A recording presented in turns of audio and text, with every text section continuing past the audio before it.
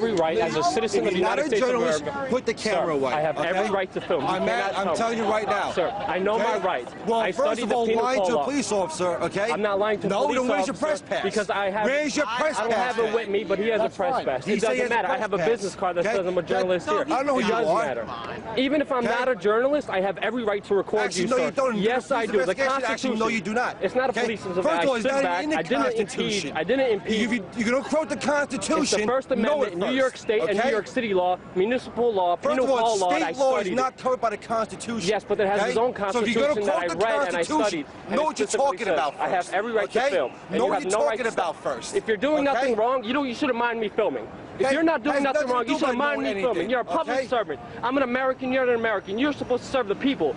And that's what it's all about. You should have no problem with me filming. No problem at all right now, officer. If you're not doing anything wrong, what's the wrong? You film us. Everybody films us.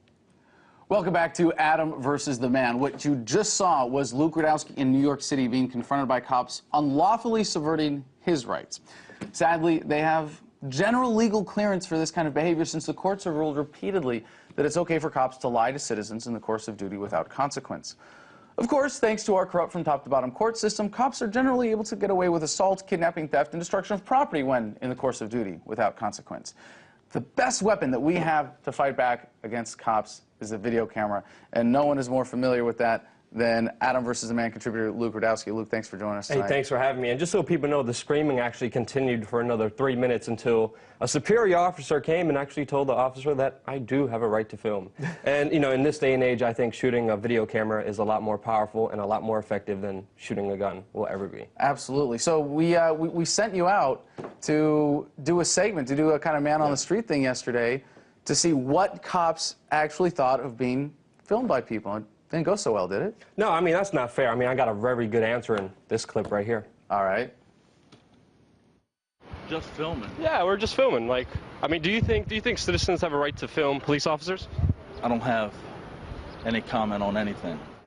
Well, that was certainly enlightening. I don't have any comment on anything. On anything. Okay. On anything.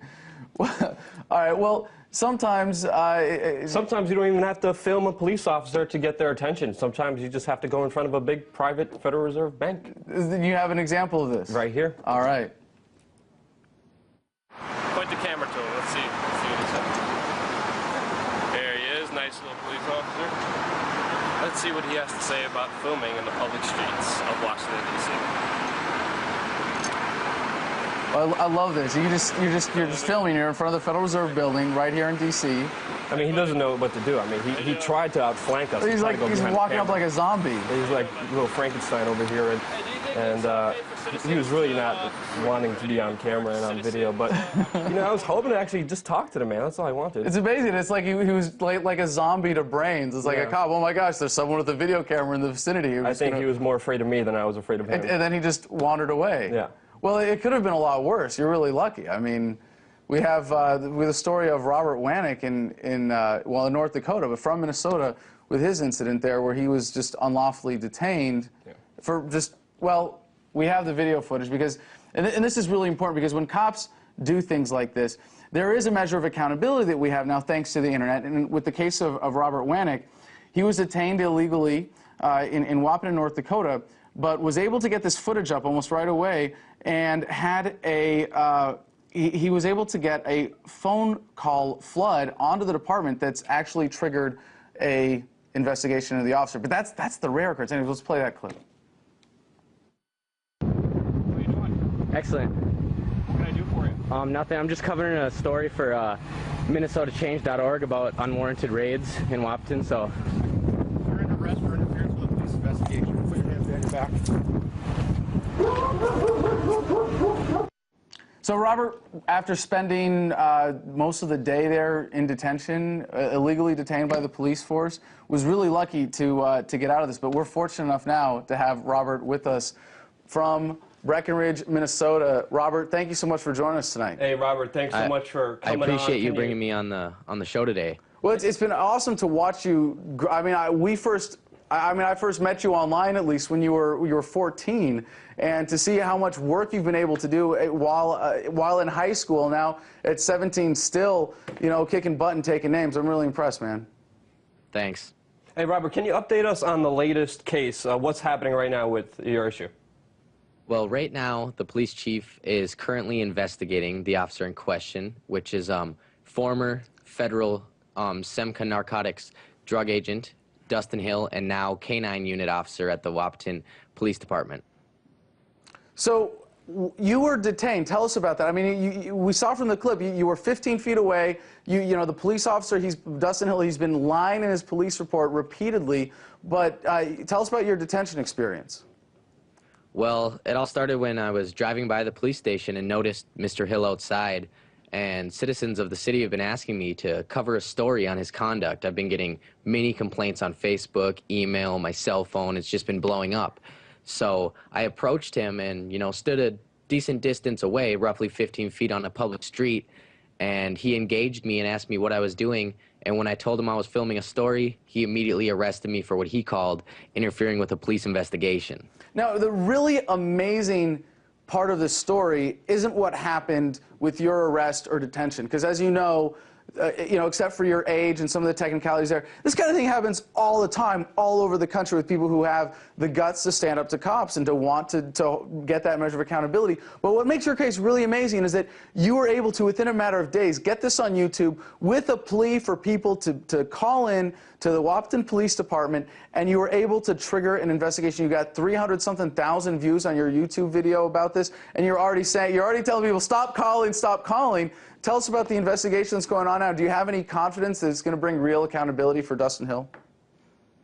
Well, after meeting with the chief of police, he said that they'd received over 400 phone calls regarding the issue, and he told me that he'd only received 4 nice phone calls. Of course. I'm gonna call and nicely tell you that your police officer is out of line for kidnapping a teenager. Yeah, sure. Go ahead. But he did seem like he, you know, expressed a matter of accountability. He told me that, you know, that the United States Constitution is way too important to be treated as toilet paper, and that he would die defending my rights. Whether those are words or his actual beliefs, you know, we're yet to see, depending on his decision. But it seemed like he was, you know, a defender of the Constitution and not in support of this action. And that's what I want people to know, is that this officer has been practicing unwarranted raids for years now, and it's not the actions of the department, it's the actions of one man. Mm-hmm. Well, best of luck and continue your fight for accountability. I hope it's an example that others follow. And thank you so much for joining us tonight, Robert. Thank you, man. So he was able to get this officer investigated after all this, but, you know, most incidents where people are caught filming cops, you know, I mean, the kind of harassment they get, like, it usually doesn't rise to the level of 300,000 views on YouTube and accountability. Cops get away with this stuff, right? I mean, especially if you're driving in the car when you're at the mercy of a police officer, just like in this video clip here.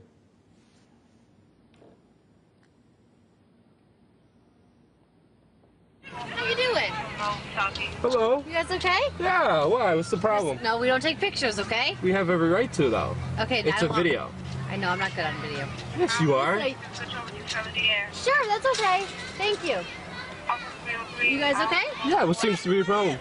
I was watching you drive, and you're driving a little bit slow. And Yeah, we don't want to hit anybody. You have a license on your registration? Yes, I do. Thank you.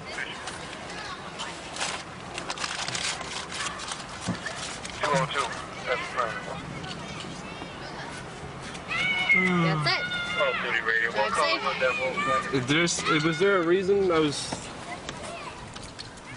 So what actually triggered this? I Didn't mean, really get you were an answer. out filming cops, and you got pulled over. And what did she say? You were pulled over because? She actually walked away. I didn't really know why, but we actually rolled by them and we were filming them, because we film anywhere we see police officers. We always turn the cameras on them just to let them know that we're watching, and to let them know that the equalizer is out there and that whatever they do. If you're afraid of getting pulled over at any point, for whatever reason, make sure that Luke is not a passenger in your car, because he's done this to me. And I'm down with it. And he always asks permission. But we'll be driving around D.C. and see. I mean, like just the other day, it was a couple. I mean, it was minorities in our neighborhood getting harassed by cops with brown bags. And just most of the stuff, it's really sad that cops get away with this day after day after day, because it's the kind of petty harassment that just builds egos and doesn't rise to the level of something that you can, you know, make a campaign on and get some real accountability for. Of course, and it's sad that they pick on the weak, but we're there to equalize the power. And well, and fortunately now, I have to say, this is really exciting because for our next guest, there is a decentralized community of individuals united by their shared goal of police accountability, education of individual rights, and the dissemination of effective tactics to utilize while interacting with police. They call themselves CopBlock. copblock.org. They go so far as to call police officers gang members, even. And as contributor George Sand wrote on their website, quote, "This comparison is based on the fact that police, like gangs, claim ultimate dominion over a particular territory. They stake out these particular territories and demand protection money for reasons mostly out of the control of local residents. If their demands are not met, they resort to violence." Join us now for more ways to fight back, stand up for our rights, and hold police accountable is CopBlock founder Adam Freeman, a man who has stuck out his neck for your freedom numerous times and done the time to prove it. Mr. Freeman, thank you so much for joining us tonight. Hey, thanks for having me on, Adam. I appreciate you having me here. So we've seen in just recent years a real groundswell of these grassroots videos, of cell phone videos now, making headlines. And what you've been doing, getting that together in an organized way with CopBlock is incredible. Tell us, how did CopBlock get started, and how does that relate to this larger social movement that we're seeing of people holding police accountable with video cameras? Well, Adam, I myself am a victim of the war on drugs twice. I found that the justice system doesn't provide much justice, and there was this need. And as an activist, like so many else out there, I filled that void on the internet. And I created a website called copblock.org where I wanted to house police abuse and stories and how to get accountability out of these individuals. Well, I found that to be a daunting job with all the police brutality issues going out there today, like you mentioned, and the increase of which I think is related directly to the technological advances we have with YouTube and cell phones. But I wanted to have a place where everyone could go to share their story, because all too often when you go to the police, you become the victim. They victimize you. So copblock.org is decentralized. Anyone can share their story of a police encounter, video that they have, or ways that they want to get accountable. There's a very active group of folks over there, about me and 10 others, who write, make videos, do a multitude of things to try to show others how we can hold police accountable today. Now, I've seen incredible courage from you in your activism, not just in what you've organized with CopBlock, but in some of the individual confrontations. I mean, you've got quite an admirable rap sheet there. But we've just got a minute left. What would you say to the young activist who's looking at this and is intimidated by cops and doesn't know how to get started? How would you give someone like that the courage to get engaged the way that you've been engaged? Well, first, you got to look, I mean, we're all individuals and we're all created equal, and so these are just other human beings, and we're trying to educate them. Copblock.org is an educational place. We want everybody to bring their views there so that we can make the best educational decision as possible. So someone who's starting out this, I would suggest going to copblock.org, be active, go to CopBlock's YouTube channel, youtube.com/thecopblock, and see some of the ways that other folks, not only myself and my colleague Pete Ayer, but many others across the country have interacted. Learn your rights. I'm wearing a shirt that says, "Am I free to go?" That's a great thing for a beginner to say to a police officer when they start to question Outstanding. you. Outstanding. Adam, exactly. I'm sorry, that's all the time we've got, but if there was one thing for our viewers to take away, "Am I free to go?" is an absolutely essential phrase to understand how to apply to cops. Adam Freeman, copblock.org, thank you so much for joining us tonight.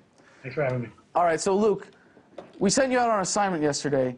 Seriously, did you get anything of value from talking to cops? You must have got something. I got one little tiny thing with. You got it ready? Traffic agent. All right, let's play that. Citizen having a film authority. Having the rights. Well, they should. Yeah, it's a good thing. Very good. It's fun. Well, thank you for that, Luke. At least we got that much out of it. Really appreciate it. And Luke, thanks for joining us tonight. Thank you. So, while looking at all of the heinous things that police officers are capable of, sometimes due to individual irresponsibility or malice, sometimes due to policy, it's important to remember that police are all beautiful, wonderful human beings, just as capable of love and compassion as anyone else. Many of them are cops for noble reasons. They want to provide for the public safety, help people in need, and fight for justice. At the end of the day, we must remember that police are just people like you and me. The difference is a badge and the sanction to execute government policy by force. Because of this, it's important to make sure that those protocols of government are just and that the individuals holding the badges treat citizens fairly. This is our responsibility, not as Americans, or even as individuals, but as members of communities that want people to be treated fairly and justice to be done. I'm going to show you how much this is